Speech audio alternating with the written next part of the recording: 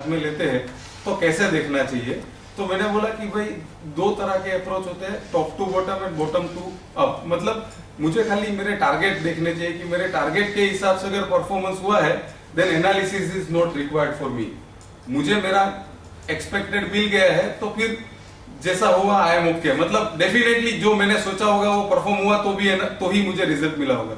लेकिन पर्टिकुलरली हम as a owner ऐसा एटीट्यूड रखते हैं कि मेरा प्यून का भी टिपिकली 8 घंटा कहाँ गया, उससे भी 10-15 मिनट पकड़ के ऑफिस में बुला दे कि भाई तूने क्या किया।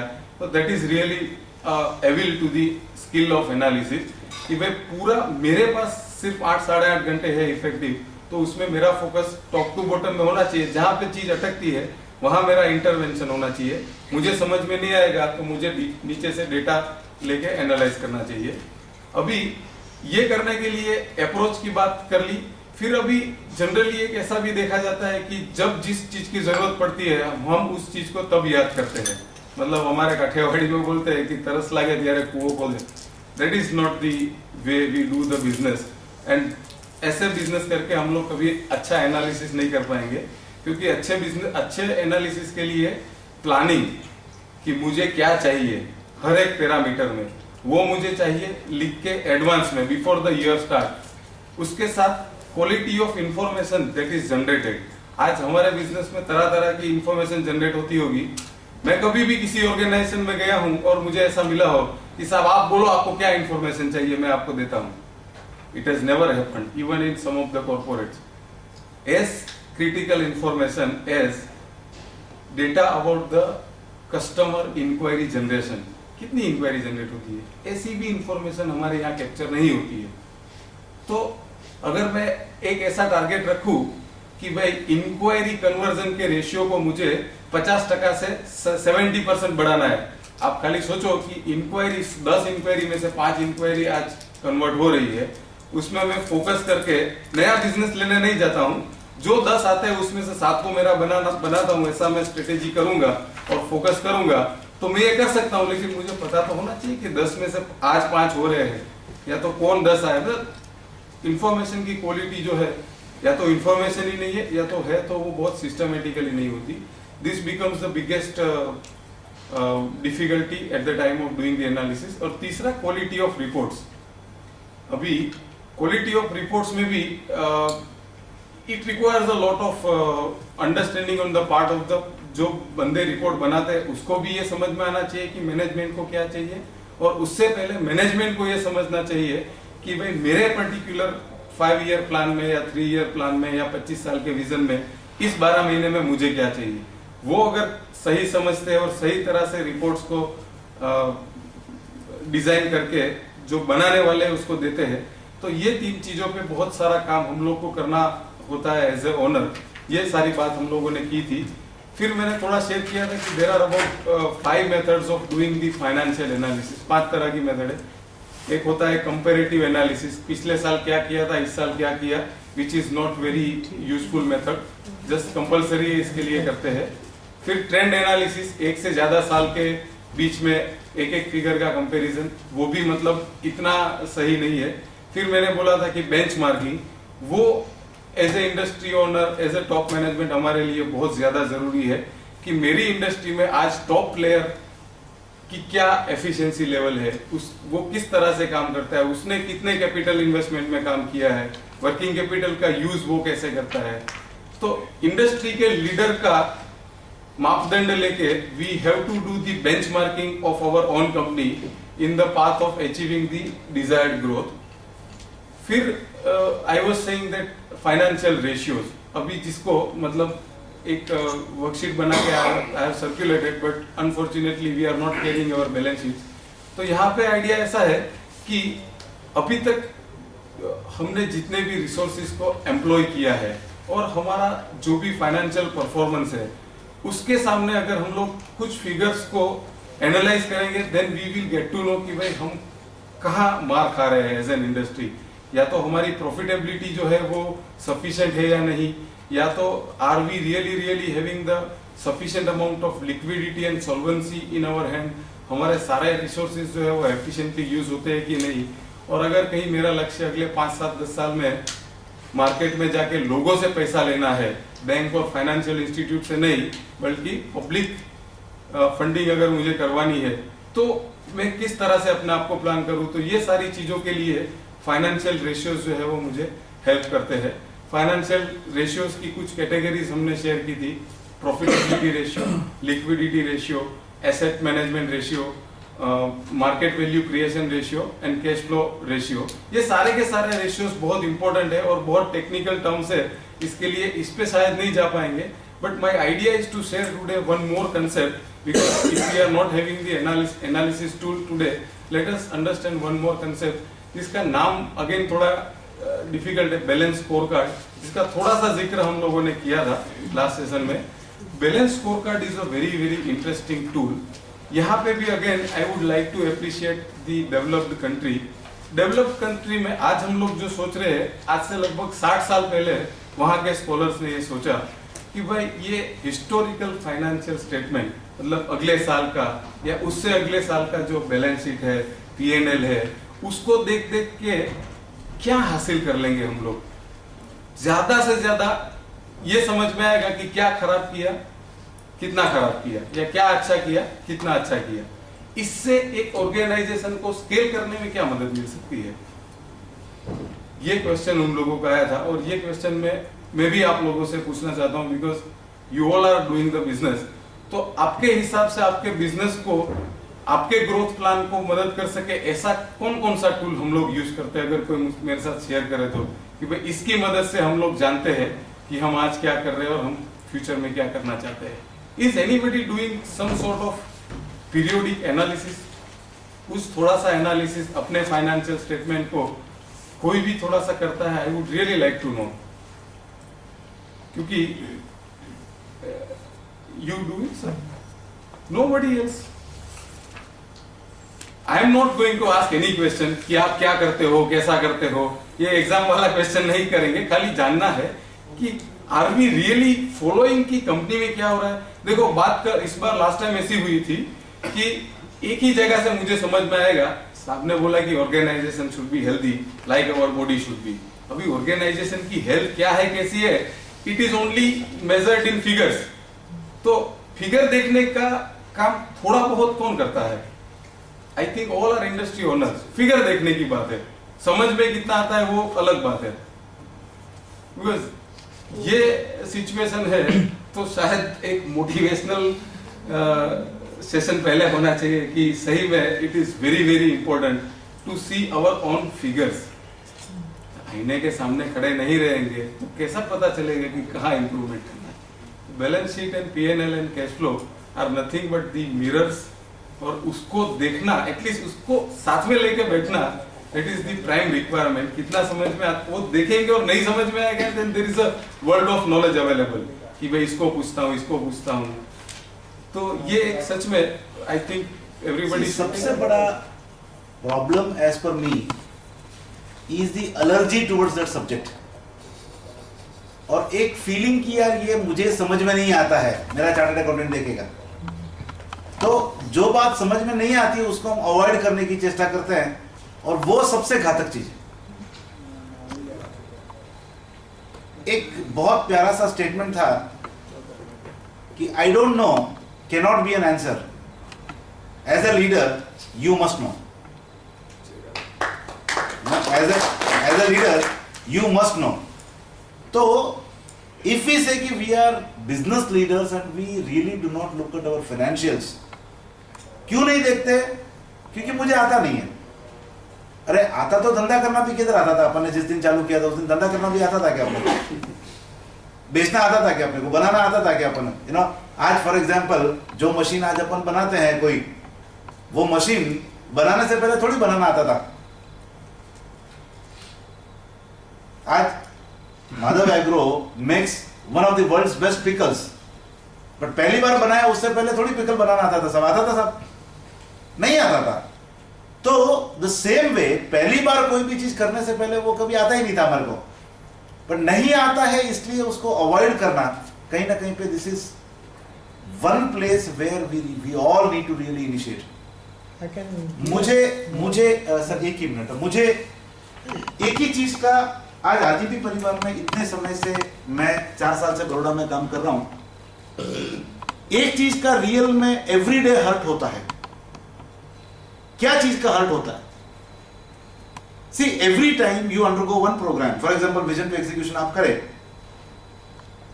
The moment we talk about the next program which is essentially required for you, एक कॉमन परसेप्शन आता है कि RGB is trying to sell, कुछ बेचने की चेष्टा कर रहा है। मुझे एक बहुत सिंपल सी बात बताइए। I mean we have people who run schools here, right? I think Harshang ji है इधर। You attend the first standard of school, आपने पहली कक्षा अटेंड किया और पहली कक्षा आपने पास कर ली, and the school administration speak to you about your admission to the second standard. थोड़ा समझता है इस बात को? Is there is any way it is wrong on the part of the school to really speak about the second standard, joining the second standard? क्योंकि ऐसी बहुत सारी बातें सुनाई देती है कि राकेश जी जब भी मिलते हैं, आरजीबी से कोई भी मिलता है तो फिर V2E के बाद में सीईओ की बात करते हैं, सीईओ के बाद में नेक्स्ट लेवल की बात करते हैं, उसके बाद नेक्स्ट लेवल की बात करते हैं।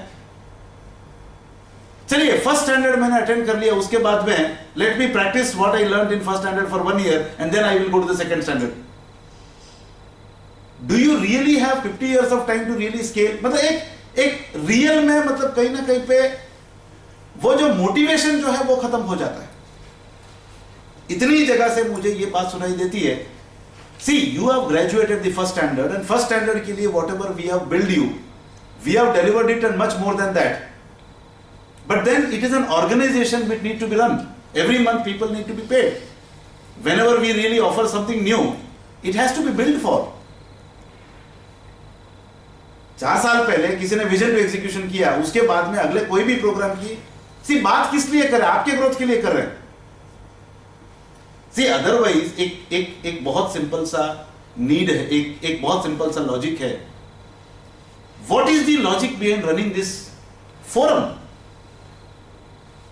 It is our moral responsibility कि भैया आप लोग इस परिवार से जुड़े हैं और हमारा ड्रीम है कि we really want you to scale.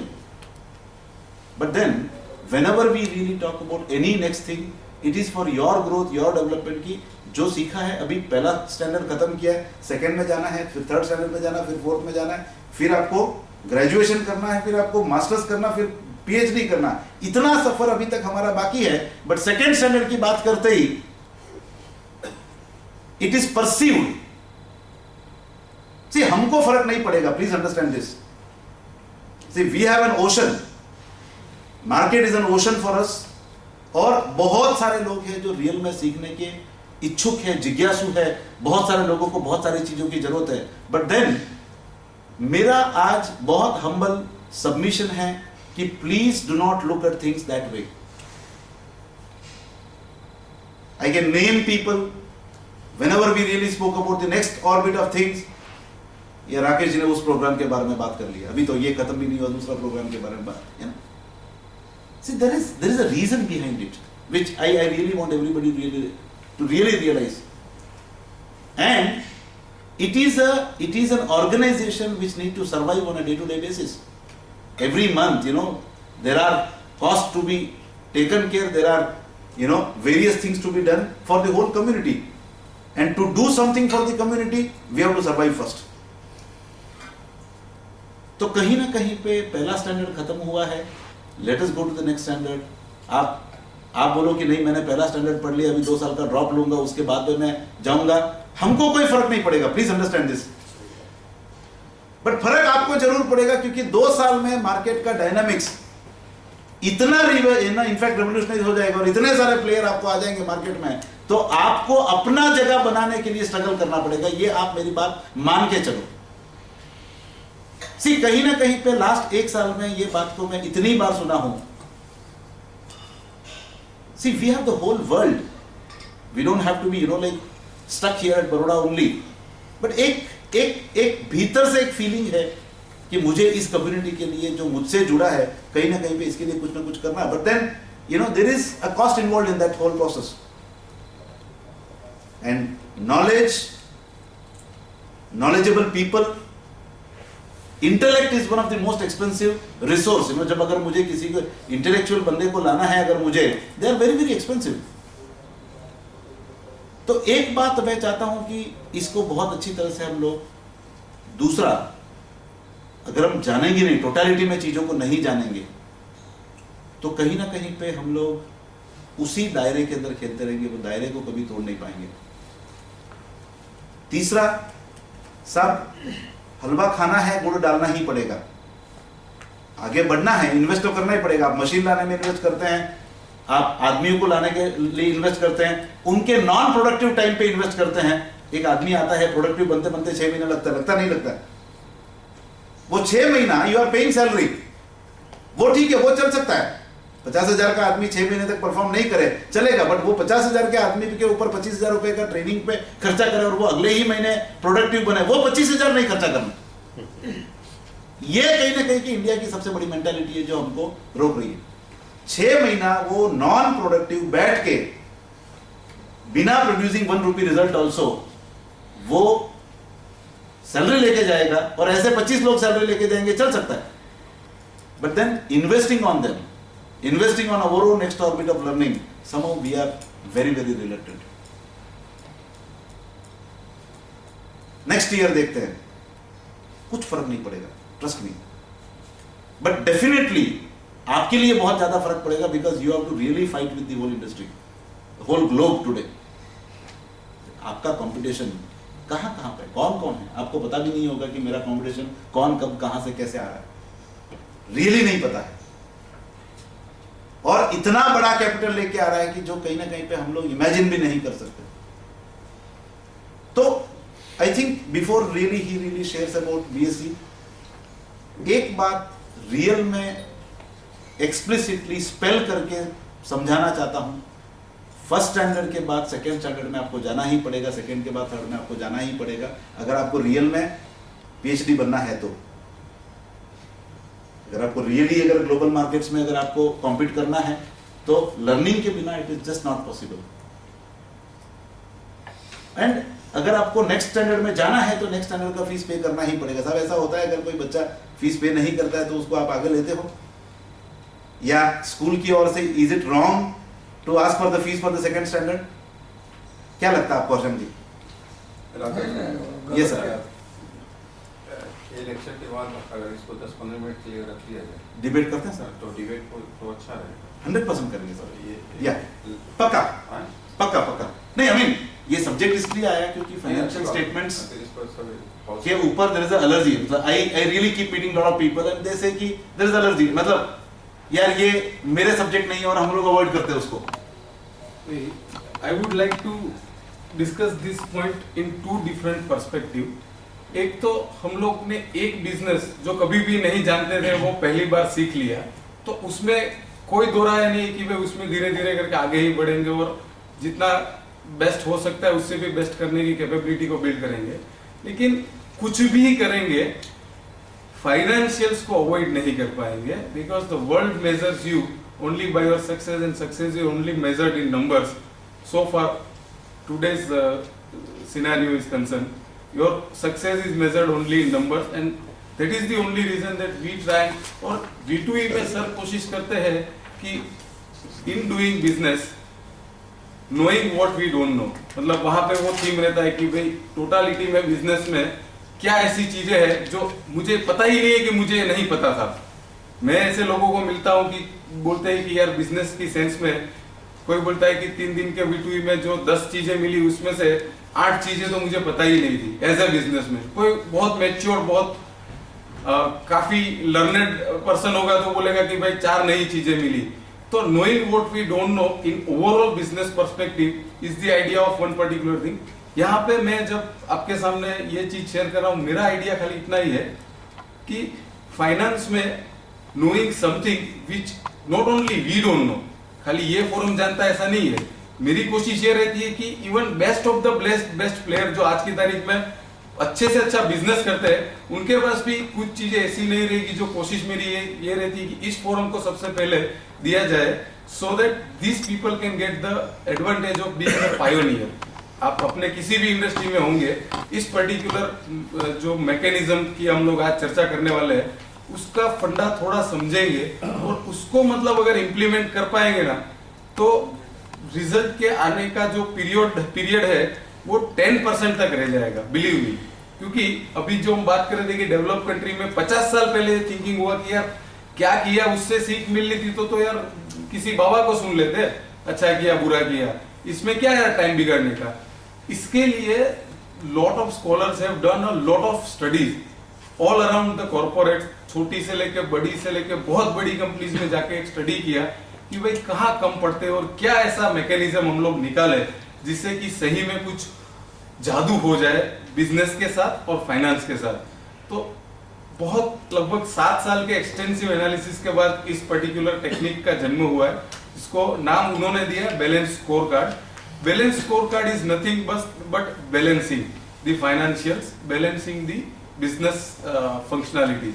अभी ऐसा होता है कि साहब ने वो एग्जांपल दिया था अपना बोइंग का जो प्लेन है वो चलाने वाले पायलट का, कि भाई मैं तो आज स्पीड पे जा रहा हूँ, कल ऑल्टीट्यूड पे जाऊंगा या फिर फ्यूअल पे जाऊंगा। तो ऐसा नहीं कर सकते। इसके लिए एक बिजनेसमैन को, एक ओनर को पिछले क्या किया, उससे क्या सीख मिली, उसको आज के तारीख में इमीडिएटली कुछ इंप्रूवमेंट डालने हैं। और ये करते करते इवन आगे भी देखना है कि मैं इतनी मेहनत करके आज कुछ चीज कर रहा हूँ, क्या कल वो चीज रिलेवेंट है। आज कोई मतलब किसी ने सोचा था कि बहुत सारे रिटेलर जो बंद हो गए, कितनी मेहनत करते थे, लोगों को घर घर जाके डिलीवरी देते थे, और अचानक से सुपरमार्केट, हाइपर मार्केट का कंसेप्ट आ गया एंड लगभग 50% जितने रिटेलर खलास हो गए। My father was one of them. पता ही नहीं था, आज जो कर रहे वो दिल से कर रहे, लेकिन कल क्या होगा और आज की मेरी एक्टिविटी कल कितनी रिलेवेंट होगी, कमर्शियल और financial activity, I don't no. तो ऐसी क्या चीज हो सकती है जो इन तीनों को बांध के रख सकते हैं, और ऐसी क्या चीज है जिसपे तीनों पे नजर रख सके और तीनों को मेजर कर सके। The name of this technique is balance score card. आज हमने बात की कि भाई कंपैरेटिव करेंगे तो पिछले साल क्या किया था उसके सामने everything has a lot of limitation, but balance score card में एक ही लिमिटेशन है, वो खाली इतना है कि हाउ यू रियली प्लान। अगर प्लानिंग अच्छा नहीं है तो इसका अच्छा रिजल्ट नहीं आएगा। बैलेंस स्कोर कार्ड के बेसिकली 5 पहलू है। वो क्या बोलता है कि it is not sufficient to keep eye only on the figures, numbers. तो आज शायद इस फोरम पे ये चीज क्लेरिफाई भी करता हूं कि numbers are most important thing, but numbers are not the only important thing. Day to day base पे हमको एक बैलेंस तरह से बिजनेस को देखने का एक नजरिया जो डेवलप करना है, उसमें फिगर्स, एक तो दिक्कत ये है कि फिगर्स समझ में नहीं आते हैं, तो उसका कोई रास्ता नहीं है उसको समझने के सिवा। बट एक बार वो समझ में भी आ गए तो उससे डेवलपमेंट आ जाएगा, एब्सोल्युटली नॉट पॉसिबल। तो ये बैलेंस स्कोर कार्ड का जो मैकेनिज्म है उसमें क्या बोलते हैं कि financial perspective, customer perspective, process perspective, people perspective and learning perspective. थोड़ा सा धीरे धीरे करके एक एक चीज को मैं बताता हूं। फाइनेंस के एरिया में बिजनेसमैन के पास कितनी ऑक्यूपेंसी होनी चाहिए उसके माइंड और उसके टाइम की सेंस में, फाइनेंस को लेके वो कितना फोकस्ड होना चाहिए, ये चीज डिसाइड करनी है। उसके साथ साथ ही बाकी की 4 चीजें डिसाइड करनी है, जिसको बोलते हैं कि कस्टमर के सेंस में। जैसे मैंने अभी एक एग्जांपल दिया था कि किसी कंपनी के पास अपने कस्टमर के करेक्ट मोबाइल नंबर या करेक्ट ईमेल आईडीज भी नहीं है। I have seen those companies. तो what customer management we do, आज हम बात करेंगे कि हमारे लिए कस्टमर क्या होना चाहिए, तो लगभग 99.99% यूनिटी बोलेगी कि हमारे लिए कस्टमर भगवान होना चाहिए। और भगवान के बारे में, भगवान का कोई अता पता कंपनी की इंफॉर्मेशन सिस्टम में बहुत बार देखा नहीं जाता। खाली अता पता ही नहीं जानते हैं तो क्या हम लोग उसको सांप की लैंग्वेज में डिलाइट करेंगे।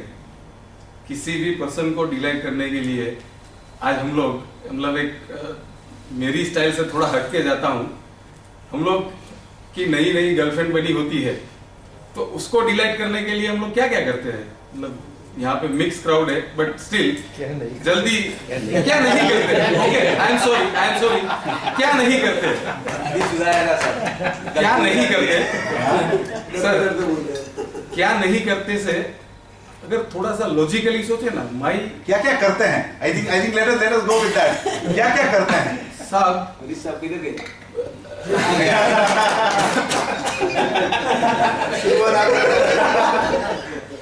सर क्वेश्चन एक बार repeat करो। क्वेश्चन ऐसा था कि अगर हमारी नई नई गर्लफ्रेंड बनी है तो उसके लिए क्या क्या करते क्या क्या हम लोग करते हैं, कितना सोचते हैं, किस तरह से हम लोग इंफॉर्मेशन इकट्ठा करते हैं? डू यू रियली बिलीव कि एक कस्टमर जो है वो अपनी मतलब फर्स्ट और सबसे पहले वाली और सबसे मतलब अच्छी वाली गर्लफ्रेंड की तरह से उसको ट्रीट ना करे? तो क्या ऐसा करते हैं उसके लिए और क्या करते हैं कस्टमर के लिए? ये एग्जांपल इसके लिए दिया कि जनरली पीपल से कि यार आप वो टर्मिनोलॉजी में बात करते हो, समझ में नहीं आता है, तो टर्मिनोलॉजी को थोड़ा प्रैक्टिकल और सिंपल करते हैं। वो कहाँ रहती है, उसका बाप क्या करता है, वो किस कॉलेज में पढ़ती है, साइंस है, आर्ट्स है, कॉमर्स है, उसके फ्रेंड सर्कल में कौन है, मेरे से पहले क्या कोई उसका बॉयफ्रेंड तो नहीं है, कितना एनालिसिस करते हैं उसके लिए मर जाते हैं। उसको कौन सा कलर पसंद है, उसको कौन सा फ्लेवर पसंद है, उसको कौन सा चॉकलेट पसंद है, उसको कौन सा कॉफी पसंद है, उसको कौन सा कॉफी जॉइंट पसंद है, कौन सा मूवी पसंद है, कौन सा स्टार पसंद है, सब कुछ। You know there are 1001 questions. उसको क्या क्या पसंद है सारा चीज हम लोग लिस्ट करते हैं। यस और नो? कभी गलती से उस लड़की ने उसके सर्कल में बोला होगा कि मुझे ये चीज पसंद है, वो तो भूल भी गई होगी, लेकिन उस सर्कल से कहीं से वो बॉयफ्रेंड ढूंढ के लाता है कि तुझे ये पसंद था, वो बोलती यार ये तो भूल गई मैं, ये तो मुझे 4 साल पहले पसंद था। अर्जुन में क्या है सर, अपने कस्टमर को अपने डायरेक्ट बीवी बना देते हैं, तो बीवी अपना ध्यान रखने लगती है।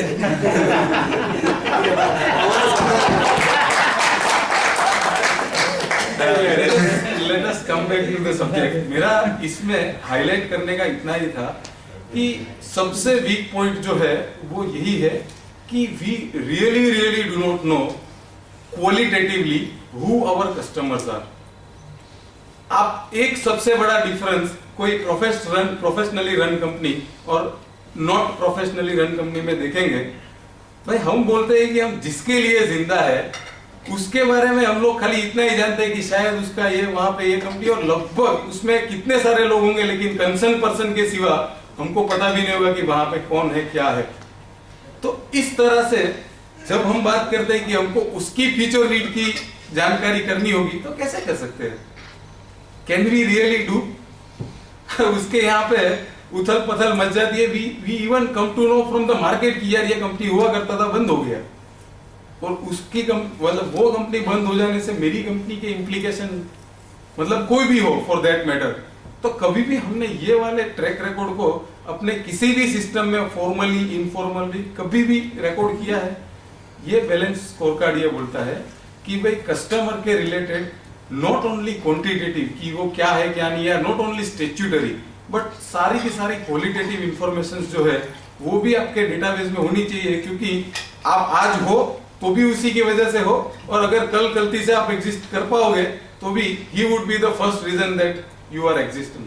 तो उस वेरी बेसिस ऑफ एग्जिस्टेंस को भी अगर हम लोग निग्लेक्ट करेंगे तो फाइनेंस को निग्लेक्ट करेंगे, वो तो कोई बहुत बड़ी बात नहीं है मेरे हिसाब से। But then this is just a session where we can really understand कि what we don't know. Customer की पर्सपेक्टिव में हम लोग कितनी सारी चीजें नहीं जानते हैं, उसका एक पूरा वर्किंग होता है बैलेंस स्कोर कार्ड में। तीसरा होता है इंटरनल प्रोसेस। अभी यहाँ पे कोई कस्टमर को अगर लवर की तरह ट्रीट भी करते हैं तो बहुत बार मतलब I have also seen that kind of people, but very few, कि उसको सब कुछ पता है। मतलब कस्टमर के यहाँ पे जाएगा, जैसे साहब बोलते हैं कौन सा कलर का टाई पहनने का, कौन सा सेंट लगाने का, इतनी मतलब डेटाबेस उसके पास रहता है कि सामने वाला अपनी प्रेजेंस से एक भी नेगेटिविटी को ले ना पाए। इतनी सारी तैयारी करने के बावजूद एक बार हम लोग खुद जा सकते हैं किसी के साथ, बट सस्टेनेबल रिलेशनशिप के लिए थोड़ी रोज रोज सबके साथ जा सकते हैं। तो रोज रोज किसी को डिलाइट करने के लिए उसका सिस्टम में जानकारी होना